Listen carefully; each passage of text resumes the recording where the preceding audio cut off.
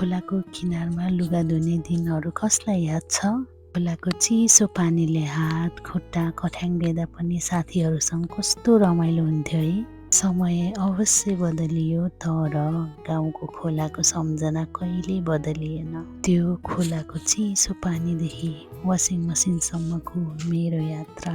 Washing मसिनले समय त बचाउँछ तर खोलाको ती बाल्यकालका सम्झनाहरू अझै पनि मनमा ताजा छन्। खोलाको चिसो पानी, साबनको गन्ध अझै सम्झिन्छु। हाम्रो घरको नजिकै खोला थियो अनि शनिबार आउनै नहुने सबै साथीहरू मिलेर खोलामा लुगा धुने, पौडी खेल्ने, नुहाइ धुवाइ गरेर शनिबार बिताइन्थ्यो। त्यो समय कति रमाइलो हुन्थ्यो है।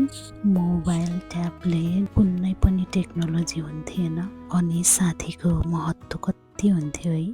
स्कुलबाट फर्किने बित्तिकै साथीहरू मिलेर आँगनमा खेल्थ्यौँ। कति रमाइलो गेमहरू हुन्थ्यो है। समय बितेको पत्तै हुन्थेन। त्यो बेलामा कोठाभित्र घरभित्र एकदम कमै बसिन्थ्यो होला। अहिलेको बच्चाहरू टेक्नोलोजी मोबाइल ट्याब्लेटले गर्दाखेरि इन्डोरमा एकदम टाइम स्पेन्ड गर्छन्। अझै यो विदेश त झन् आफ्नो छिमेकमा को छ भन्ने